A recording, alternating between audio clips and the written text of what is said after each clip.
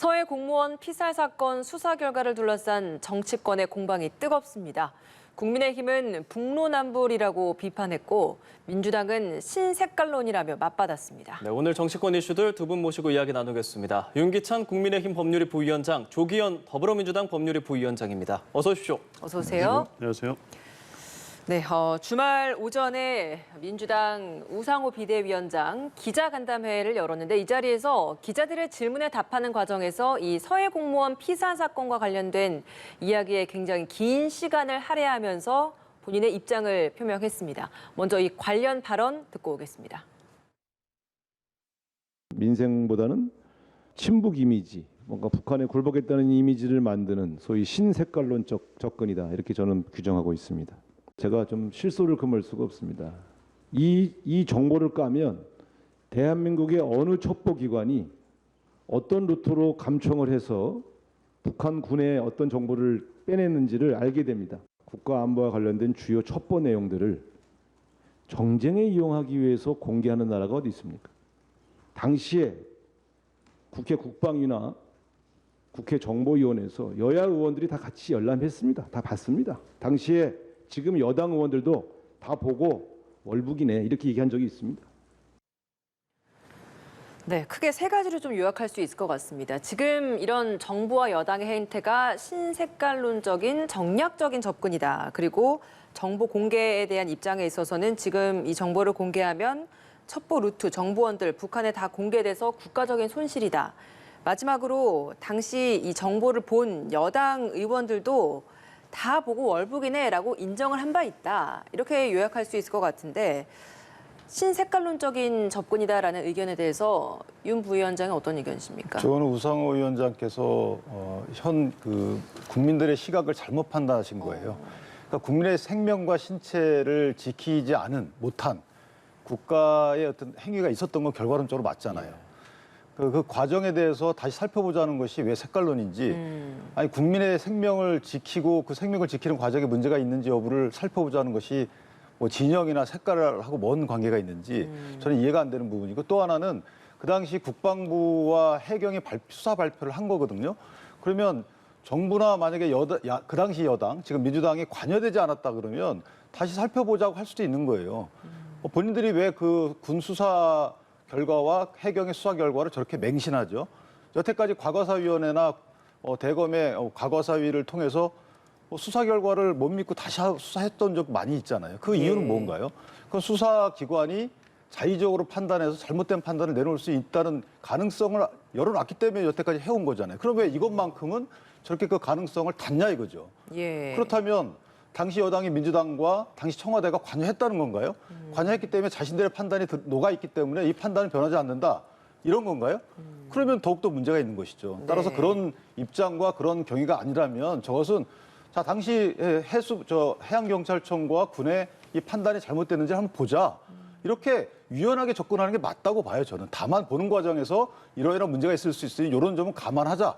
이렇게 접근해야 되는 게 맞는 것이고요. 예. SI 정보, 소위 말하면 뭐 특수 정보 이 부분도 맞는 말씀이에요. 그러나 이미 다 밝혀졌잖아요.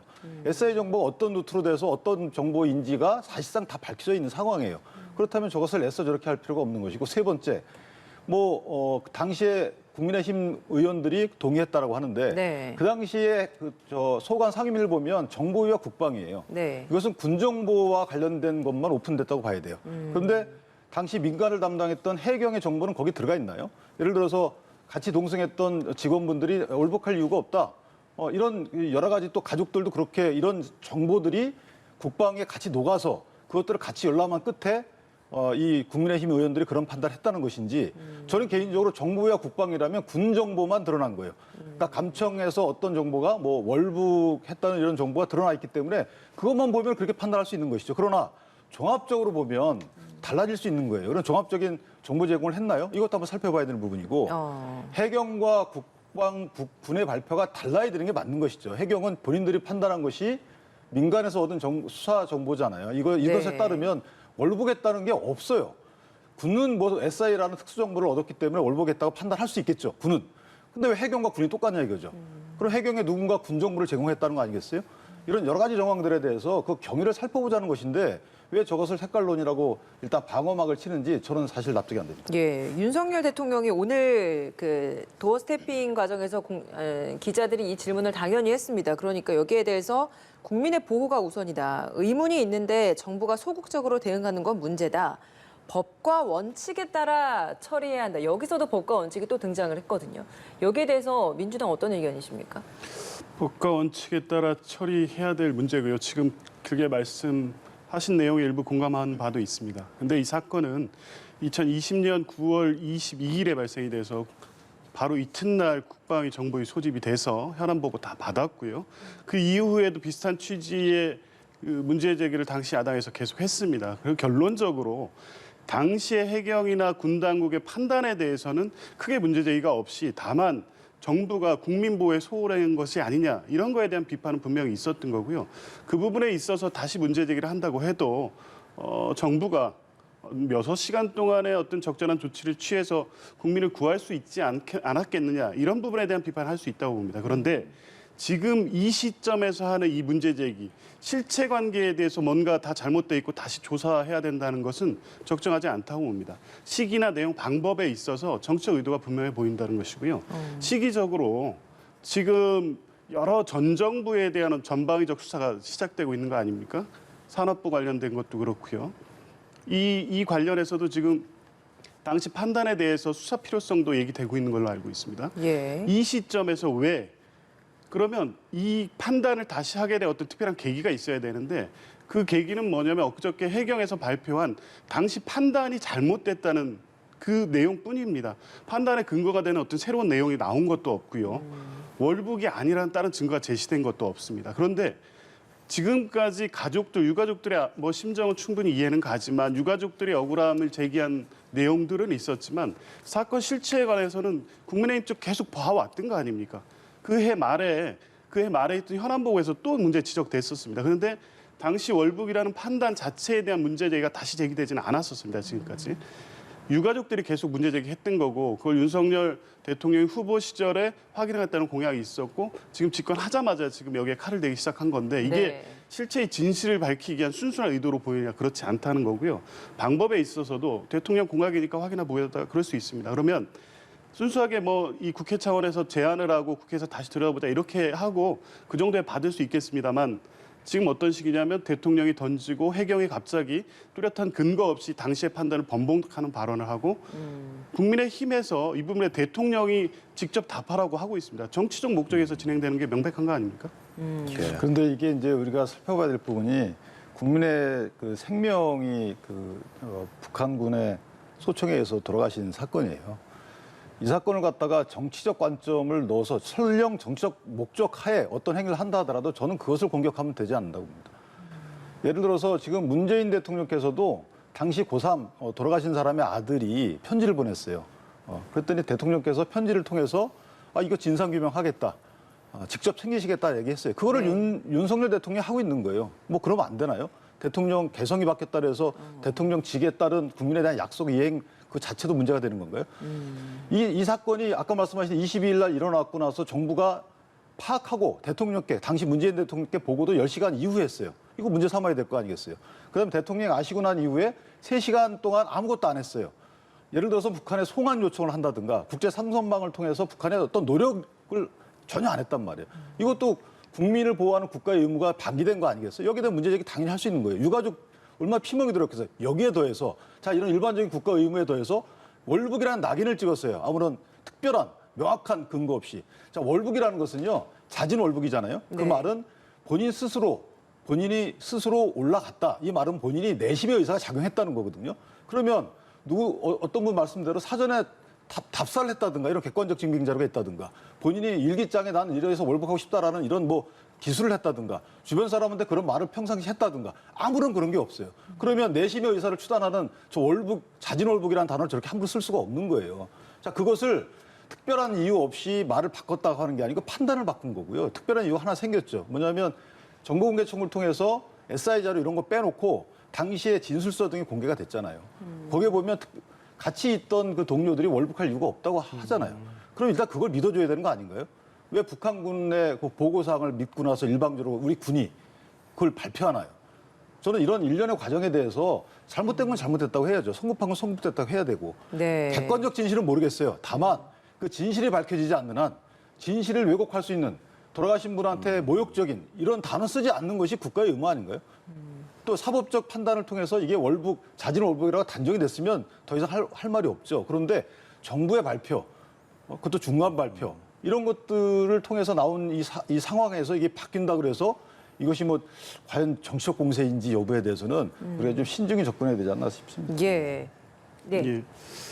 그러니까 이제 지금 와서 문제되고 있는 여러 가지를 가지고 판단을 바꾸려면 근거가 있어야 되고, 그러면 2020년 9월 당시에 국민의힘 측에서도 그렇게 판단하고 그 동의했던 거를 뒤집을 만한 어떤 다른 근거를 제시해야 되지 않겠습니까? 당시 24일 날 국방위 이후에 한기호 간사가 나와서 하신 말씀이 뭐냐면, 국방부 보고 내용을 보면 월북이라고 판단할 수 있는 정황이 선명하다라고 했습니다. 그리고 그 이후에 6시간 동안 정부가 뭘 했냐에 대한 질문에 대해서도 국방부의 보고 내용, 또 확인한 내용을 가지고 어떻게 얘기했냐면, 당시 북한으로서는 이 월북 의사를 밝히는 사람을 사살할 거라고 생각하지 못했던 것 같다. 이게 국방부의 보고를 그대로 전한 게 아니라 보고 내용을 종합한 한기호 의원이 본인이 보고 내용을 취합해서 본인의 판단과 내용을 가지고 기자들에게 밝힌 내용입니다. 네. 그러면 24일 국방에서 있었던 내용, 그때 그 부분에 대해서 듣고 당시 국민의힘 의원들이 판단했던 내용은 지금과 크게 다르지 않습니다. 이거를 번복할 만한 사유가 지난 2년 동안 발생한 사실이 없거든요. 그런데 왜 갑자기 지금 와가지고 판단이 잘못됐다는 해경 발표만을 갖고 실체 전체에 대한 판단에 문제가 있었던 것처럼 접근하냐, 이런 겁니다. 근데 여기서부터 또 한 말씀 하시죠. 네, 제가 세월호 같은 경우에도 잘하고 있어요. 세월호 9번 정도. 왜냐하면 피해자가 만족을 못하고 있잖아요. 그러니까 피해자가 만족할 때까지 대통령께서 나서서 9번 온갖 기관을 다 동원해서 수사를 하고 조사를 하고 판단했단 말이에요. 이거 잘못됐다고 보십니까? 민주당에서? 그렇지 않잖아요. 과하다고 하는 평가가 있지만 그래도 나라 입장에서 할 때까지 해보자라는 게 대통령 입장이었고, 여기에 대해서는 정치권도 일부 여러 가지 다른 소리가 있지만 크게 대체적으로 다 동의를 했어요. 왜 이거 그렇게 하면 안 되나요? 또 하나는 제가 누누이 말하자면 한기호 당시 의원의 입장에서 국방부 내 군인의 발표를 보니까, 군인이 제공한 정보를 보니까 그렇게 볼 수 있죠. 감청 자료를 통해서 보니까 뭐 이러이러한 내용이 있다. 그럼 국회의원 입장에서 보면, 군인이 제공한 정보를 보면 이럴 수 있다라고 얘기할 수 있어요. 그러나 제가 거듭 말씀드리잖아요. 당시에 해양청이 조사했던 게 거기에 반영이 안 됐을 거 아니겠어요. 예. 해당 상임위 차원이기 때문에 해양경찰청이 조사한 거 지금 나오잖아요. 법원에서 공개하라고 해서. 거기에 보면 동료들이 이 사람 월북할 이유가 없다 명확히 얘기를 하고 있잖아요. 이것들이 만약에 정보가 제공돼서 종합적인 정보가 제공됐다면 그렇게 얘기를 안 하겠죠.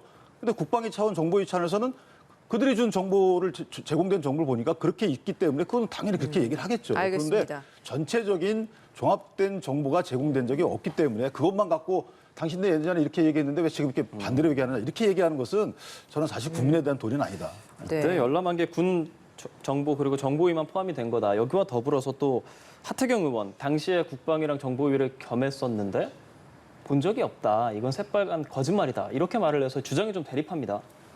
글쎄요, 실제 첩보 자료 원본을 그대로 열람을 했는지에 대해서는 뭐 당시 국회에 출석했던 의원들만 아시겠죠. 근데 어쨌든 우상호 위원장의 말씀도 그렇고 당시 회의에 참석했던 의원들의 얘기를 종합해 보면 실제 열람 수준의 내용을 보고받고 뭐 구체적 내용을 다 확인했다는 것은 분명한 사실로 보입니다.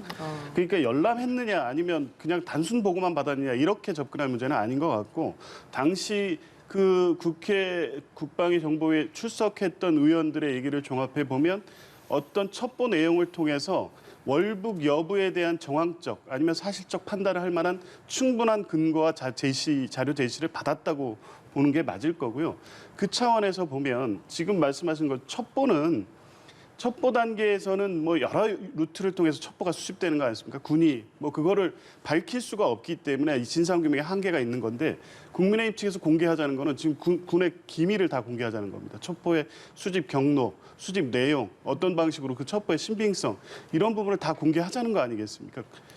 다 보셨지 않습니까? 2020년 9월 24일 날 국회에서 내용을 보고 받았고. 근데 하태경 의원은 그걸 보고를 받고도 이건 월북이 아니다, 의심했다, 본인은 그런 이야기를 하고 있거든요. 근데 당시를 돌아보면 하태경 예. 의원이 한 번씩 문제 제기를 한 사실은 있지만 네. 전체적으로 여당이든 야당 의원님들이든 당일 그 국회 회의 이후에 나와서 그 보고받은 내용에 대한 평가 전달하는 내용은 동의를 했습니다. 정황적으로 월북으로 볼 수밖에 없는 정황이 맞다라고 다 인정을 했습니다. 예. 하태경 의원이 뭐 유가족을 계속 만나면서 유가족 입장에서 입장을 대변할 수도 있겠습니다만 실제적으로 당일 확인했던 내용들이 있기 때문에 이후 지금까지 유가족들의 억울함에도 불구하고 사건의 실체적 관계를 번복할 만한 사정이 없었음에도 불구하고 당시 해경이 조사한 내용만을 가지고 국방부의 내용과 같이 조합해서 어떤 판단됐던 내용을 해경의 수사 내용만을 가지고 지금 판단해서 번복한 것이거든요. 이게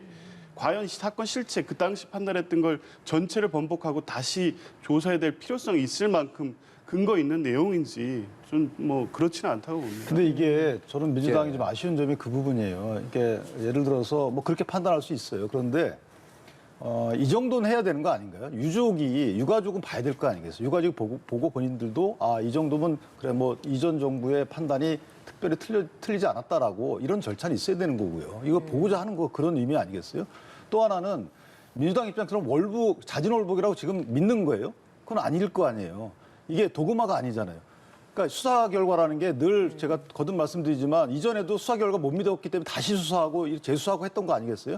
그럼 유독 이것만 왜 이렇게 맹신하냐 이거죠. 예. 이것도 못 믿을 수 있는 거 아니겠어요? 오류가 가능성이 있는 것이고 북한의 보고 과정에 대해서 북한의 일부 우리가 감청하는 줄 알고 왜곡해서 말할 수도 있는 것이고 본인들 사고의 책임 회피를 위해서 또 왜곡해서 말할 수 있는 것이고 이런 가능성 충분함에도 불구하고 이걸 맹신하면서 공격을 한다는 게 이해가 안 되는 거고 그럼 최소한 더 조사해보자라고 여야 특위를 꾸리든가 범정부 차원에서 꾸려서 한번 조사해보자라고 이 정도의 유연한 태도를 보여야지 왜 자진월북이라고 저렇게 굳이 저걸 고소하는지 저는 그 점이 좀 이해가 안 돼요. 네. 유가족이 지금 뭐 아시다시피 민주당은 특히 예전에 공안정국하에서 여러 가지 박해받았다고 주장하시는 정당이잖아요. 그러면 자진월북이 갖는 유가족이 갖는 이런 모욕적이고 또 실제 사회생활에 얼마큼 지장을 받는지 이거 다 아시잖아요.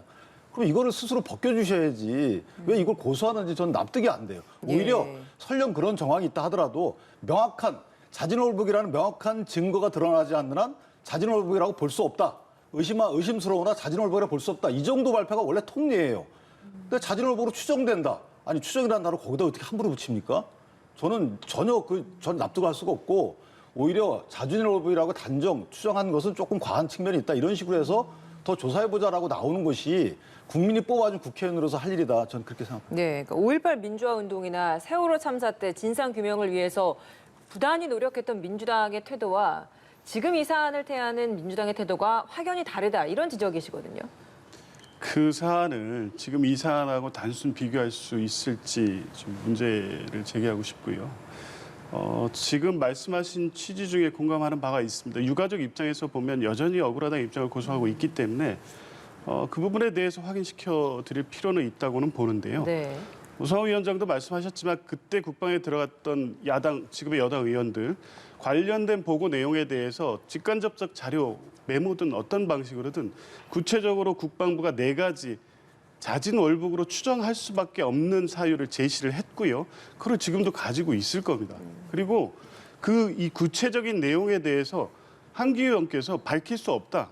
왜냐하면 이건 첩보 상황, 비밀 상황이기 때문에 그 외교 안보와 관련된 중대 사안이어서 밝힐 수는 없지만 그러나 국방부가 제시한 4가지 정황상 그렇게 추정할 수밖에 없는 것은 그래서 선명해 보인다고 말씀하시지 않았습니까? 네, 국방부 자료를 토대로는 그런 판단을 했다면 지금 윤기찬 부위원장께서 말씀하시는 건 해경의 자료가 이번에 새롭게 공개됐기 때문에 그건 전혀 다른 이야기를 지금 하고 있는 상황에서 그렇다면 새로운 조사가 필요한 상황이지 않겠느냐 이런 입장이시거든요. 뭐 어쨌든 국민의힘에서 TF도 만드신다고 하니까 네. 새로운 어떤 뭐 자료 나지는 첩보 사례를 뭐 공개하는 수준의 뭐 조사는 어렵겠지만 국회 소집하면 국회에서 다룰 수 있겠죠. 근데 지금의 의도 때문에 그런 겁니다. 지금 말씀하시는 대로 그런 정도의 내용이라면 사실 그때 한기호 의원 지금 당 사무총장이시잖아요. 그때 국방에 계셨던 분들 지금도 계십니다. 그러면 당시 들었던 내용을 가지고 이거는 이렇게 설명을 하고 해수부 자료가 이렇고 이러니 이 부분에 대한 어떤 뭐 설명을 드릴 수 있고 그게 부족하면 국회에서 이제 제한된 범위에서 할 수는 있는데 왜 이제 새롭게 이거를 제기할 만한 여전히 의문이 풀리지 않는다는 이유만으로 예. 당시에 제공받은 자료나 설명에도 불구하고 다시 국회에 끌고 들어와서 전 정권을 공격하기 위한 수단으로 삼으려는 의도가 있는 게 아닌가 이런 의심 때문에 이 예. 부분에 대한 비판을 하는 거고요. 유가족이 원하는 수준에서 어느 정도 협조는 할 수 있지만 첩보 내용이라든가 당시에 어떤 공개될 수 없는 내용, 지금 대통령 기록물로 보존된 부분까지 해제하면서 보는 것이 이게 국익에 맞는 것이냐 이런 부분에 대한 비판을 하는 것이고요. 진상규명 자체 또 유가족이 원하는 부분 실체에 대한 접근에 필요한 부분에 대한 모든 협조나 조사를 거부하는 입장은 아닌 거죠.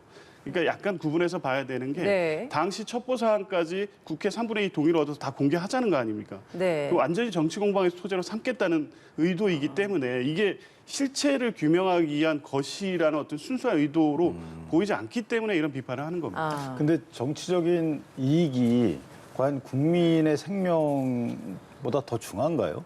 저는 지금 민주당에서 그 언급하는 정치적 의도, 정치적 공세 이런 말은 정말 신뢰되는 말이라고 생각합니다. 설령 정치적인 의도가 있고 정치적 공세라고 판단한다 하더라도 일단 국민의 생명과 신체가 우선 아닌가요? 그런 위선적인 모습이라도 보여줘야 되는 거 아닌가 싶습니다. 옛날에 예. 다 그랬어요. 알겠습니다. 아니 그리고 뭐가 이게 유가족은 지속적으로 이걸 밝혀달라고 했고 전 문재인 전 대통령께서도 그렇게 얘기를 하셨고 법원에서도 이건 정보 일정 부분 공개하라고 했단 말이죠. 그런데 항소를 했잖아요. 청와대에서 항소를 해가지고 항소하는 그 이후에 어느 일정 부분까지는 또 지정 기록물로 지정을 해버렸잖아요. 이런 일련의 과정을 보면 유가족이 어떤 생각을 하겠어요. 이게 대통령을 뽑아드렸는데 또는 정부를 구성해드렸는데 국민 지키는 문제 뭐 실수할 수도 있습니다만은 그러면 뭐 밝혀야 될 거 아니겠어요? 또 실수를 되풀이하지 않으려면 시스템을 고쳐야 될 거 아니겠어요? 예. 그럼 전향적으로 이걸 협조로 나오셔야 되는데 이걸 정쟁의 시각으로 이 사건을 본다? 저는 정말 그건 아니라고 봅니다. 예, 제가 좀 정리를 짧게 말씀해 주시죠. 예, 뭐 이런 방식으로 어떤 사안을 평가하는 건 좋아하지는 않지만 이명박 정부 때 박모 씨 가족들도 있기 때문에 이분 피살 사건 때 실체 규명, 북한에 대한 사과 요구 이런 거 당시 정부에서 제대로 하셨습니까? 실체 규명 명확히 됐습니까? 그 부분 그때 유가족들이 지금 유가족과 다른 분 아니잖아요. 그러니까 북한과의 외교 관계상의 특수성 그리고 이 정보 관리의 어떤 기밀성 이런 문제 때문에 제한이 있는 범위 내에서 유가족들이 궁금해하시거나 억울해하는 부분을 설명드릴 수밖에 없는 현실이 엄연히 존재하는 거 아니겠습니까? 근데 한 가지가 박광일 씨 2008년도에 사망할 때는 김정은 위원장, 그러니까 당시에 통수권자가 사과한 적은 없지만 해당 관리 재단인가요? 회사가 바로 다음날 사과를 했어요. 그리고 그때는 사과가 유가족이 받아들이지 않는 사과가 무슨 소용이 있습니까? 왜 그 대통령이 그 사과를 근거로 해서 더 이상 문제 제기 안 할 권한이 있습니까? 유가족이 그걸 받아들이지 않잖아요. 당시에도 개성공단 그 물류 중지했죠. 그다음에 금강산 할 수 있는 거 다 한 거예요. 그다음에 국제적으로 가서 규탄 유엔 추진했죠. 지금 뭐 했습니까 그러면? 아니 이런 식으로 국가가 할 수 있는 일 하나도 안 했잖아요. 그리고 심지어는 왜 이렇게 직무유기가 됐는지에 대해서 그 경위에 대해서 조사도 안 했잖아요. 조사해서 발표한 적 있습니까? 왜 10시간 이후에 군이 10시간 동안에 대통령께 보고 안 한 이유가 뭔지, 그다음에 대통령께서 아시고 나서 3시간 동안에 왜 아무런 성안 요청들을 하지 않았는지 이거 밝혀졌습니까? 알겠습니다. 네, 두 분 굉장히 오늘 치열하게 지금 이 주제 하나 가지고도 이렇게 공방이 오고 가는 걸 보면 지금 민주당과 국민의힘 상황도 지금 마찬가지인 겁니다. 정리를 좀 해보자면 유족의 억울함을 풀어야 되는 것은 두 분 다 공감을 하고 계십니다. 다만 민주당에서는 그 시점, 내용, 방법에 있어서 정치적인 의도가 다분하기 때문에 정보를 다 공개한다라는 것 자체는 동의해줄 수 없다. 이런 입장이신 거고 정치적 의도가 있음에도 불구하고 유족이 억울해하고 그 상황에서의 문제가 있었다면 이건 국민의 그 보호 차원에서 같이 정보를 공개를 하고 진상을 밝혀야 되는 게 아니냐 이런 입장으로 좀 정리를 해보겠습니다. 네, 주제를 바꿔보겠습니다. 각 당의 상황을 살펴보겠습니다. 국민의힘 이준석 대표 징계가 조만간 있을 걸로 보이는데 당 윤리위의 이양희 위원장이 입장문을 낸 내용이 하나 있습니다. 이 내용을 좀 보면 수사 결과와 윤리위의 판단은 별개이다. 그리고 경찰 수사보다 윤리위가 우선할 수는 없다라고 이준석 대표가 최근에 발언을 했더니 여기에 있어서 당원 당규를 제대로 이해하지 못하는 주장이다. 이렇게 직격을 하고 나섰습니다. 이 대표 징계를 하겠다 이런 의지라고 저희가 해석을 해야 되는 건지 어떻습니까?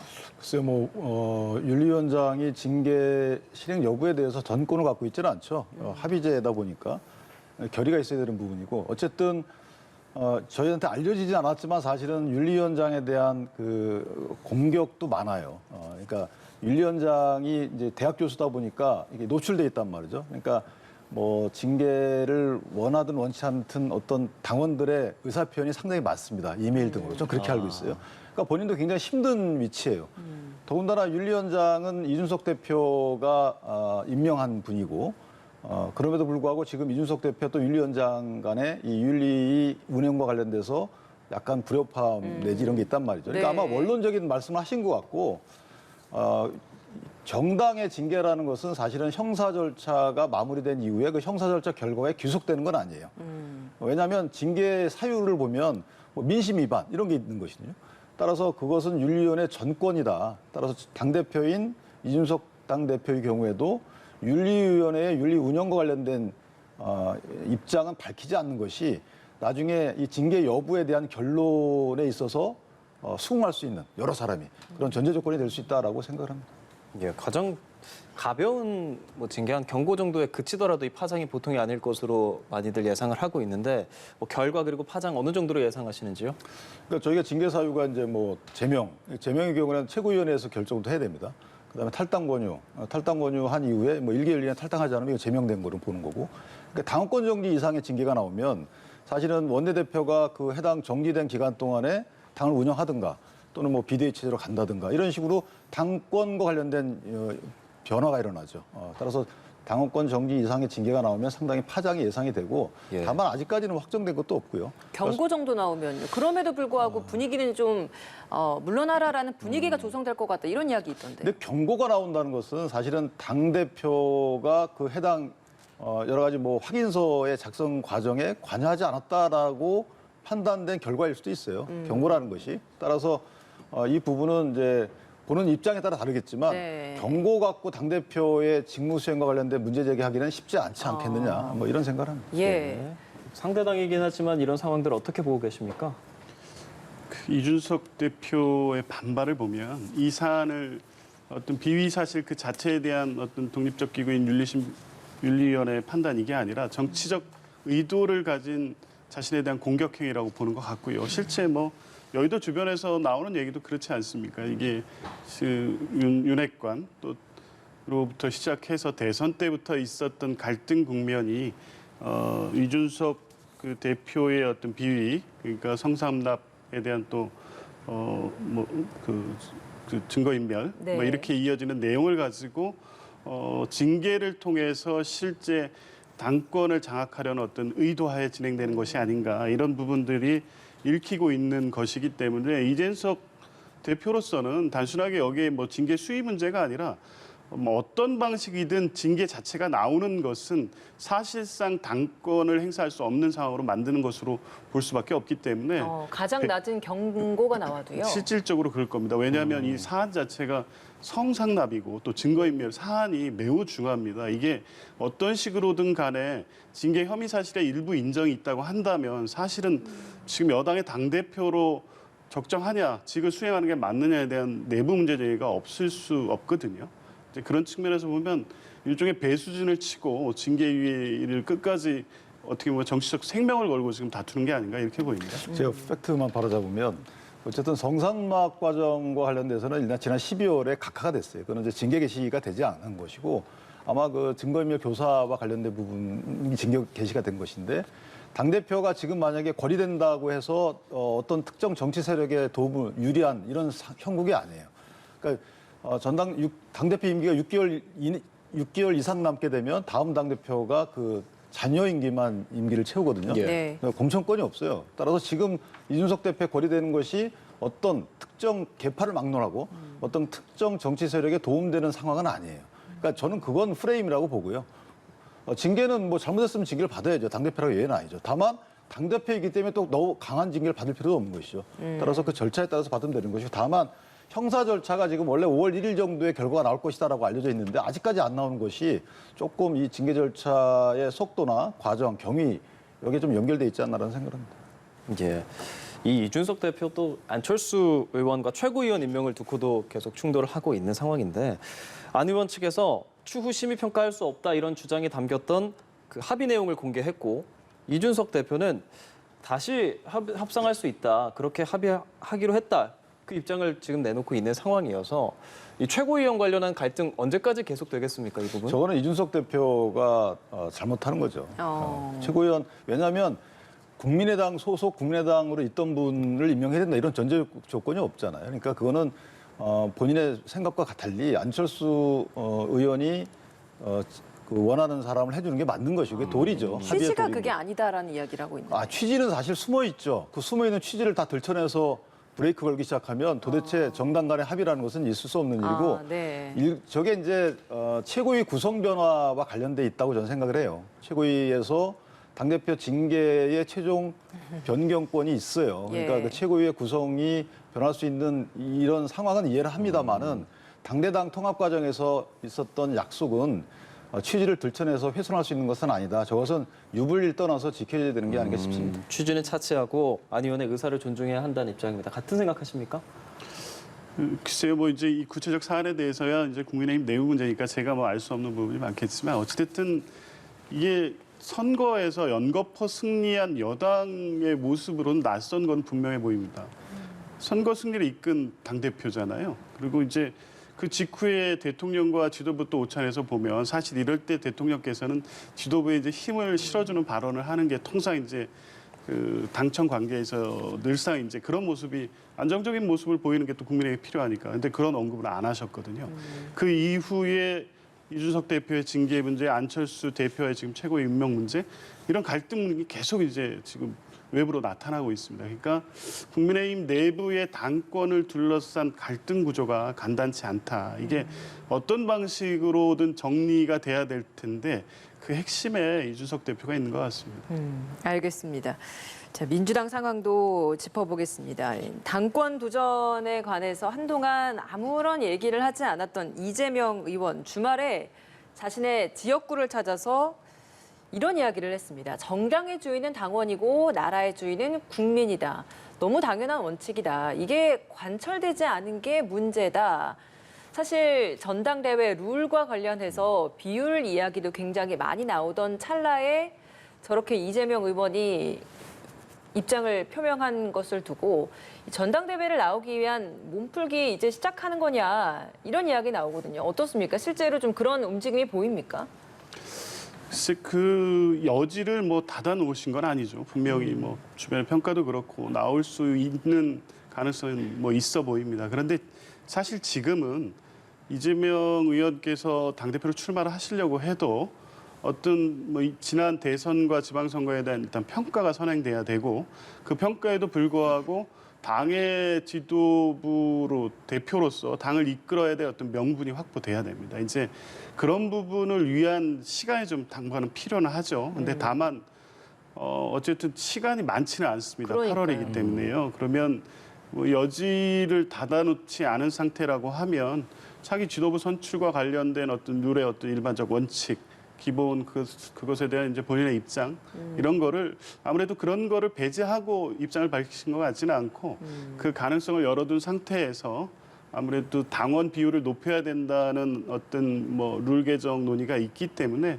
그런 여러 가지 이제 고민들이 반영된 발언이 아니었나 이렇게 봅니다. 예, 어떻습니까? 윤 부위원장께서는 저 뜻 어떤 의미로 해석하셨어요? 그러니까 전당대회 룰 문제를 이제 제기하신 거죠. 불합리성을 제기하신 건데 전당대회 룰과 사실 지도 체제와는 연동돼 있어요. 전당대회 룰을 바꾸려면 단일 지도 체제에서 집단 지도 체제로 아마 변경을 해야 될 거예요. 그러면서 제 세력이 들어와서 차기 공천권에 대한 어느 정도의 권한들을 분점하게 되면 저 논란은 일단락될 것이다. 지금 뭐 쇄신의 방법, 쇄신 이런 뭐 반성 이런 것들은 민주당에는 현재는 어울리지 않죠. 그것은 차기 당대표와 지도부가 할 일이고 지금 우상호 위원장 입장에서 보면 전당대회를 위한 룰 관리, 그다음에 집단 지도 체제 관리 이런 것들에 대한 의견을 모으는 게 사실은 가장 시급한 거라고 봅니다. 네, 이렇게 이재명 의원이 출마하는 움직임, 출마할 것처럼 뭐 이렇게도 해석이 되는 이 상황에서 뭐 서른 의원 5선이죠. 그리고 강훈식, 강병원 이런 의원들의 출마 시사가 나오고 있는데 민주당에서 좀 세대 교체에 대한 바람들이 있었는데 이런 의원들이 계속 거론이 되고 있습니다. 세대 교체는 좀 당장 어렵다고 봐야 합니까? 아니면 다른 의원들이 또 출마 선언을 하리라고 기대하십니까? 세대 교체라는 게 인위적으로 이루어지기는 어렵습니다. 그러니까 어떤 정치적 상황의 중대 국면에서 특정 어떤 세대가 당을 위해서 결단하고 뭐 이렇게 할 수는 있지만 특히 뭐 중요 선거를 앞두고 있을 수 있지만 뭐 전당대회를 앞두고 세대 교체의 어떤 필요성, 당위성을 얘기할 수는 있지만 뭐 세대 교체를 해야 된다고 해서 그게 갑자기 뭐 이번 전당대회 앞두고 한두 달 사이에 이뤄지고 이런 거는 쉽지는 않을 거고요. 다만 세대 교체론을 주창하는 소위 97 그룹들이 적극적으로 전대에 출마를 하는 걸 통해서 그 의제를 이번 전당대회의 주요 이슈로 삼는다고 하면 이제 그런 걸 통해서 일부 그 소위 세대 교체 주체가 되는 의원들이 지도부에 진출한다면 그 자체로서 한 보 정도 앞으로 간 거라고 볼 수 있는 거고요. 궁극적으로 당 전체의 체질 개선까지 불러일으킬 만한 세대 교체의 문제는 지금이 아니라 2024년 총선을 앞두고 더 활발한 논의가 있지 않을까 이렇게 예상해 봅니다. 네, 어떻습니까? 민주당에서 97그룹 세대 교체론이 나왔는데 지금 이렇게 중진들이 새로 나오다 보면 97그룹들이 나온다고 하더라도 결국에는 제3의 후보가 돼버리는 그런 형국이 될 것 같거든요. 그래서 저 세대 교체론을 지도부에서 흡수를 하고 그다음에 세대 교체론이 사실은 내가 나가서 세대 교체하겠다 이런 사람도 있을 수 있는 거예요. 예를 들면 연세가 좀 많은 분이 내가 세대 교체를 하겠다, 주도하겠다 이렇게 할 수 있는 것이고 그래서 저 세대 교체론은 지도부의 집단 체제론하고도 맞물려 있다 이렇게 보고요. 저 세대 교체론으로 나온 분들은 사실은 차도살인 뭐 예컨대 저분들을 통해서 상대방을 제압하는 이런 하나의 수단적 성격으로 흘러갈 수도 있어요. 그래서 수단적 성격으로 흘러가는 것을 막아야 되는데 네. 그러려면 우상호 위원장의 고민이 깊겠죠. 알겠습니다. 오늘 두 분 말씀 여기까지 듣겠습니다. 윤기찬 국민의힘 법률위 부위원장, 조기현 더불어민주당 법률위 부위원장이었습니다. 고맙습니다. 고맙습니다.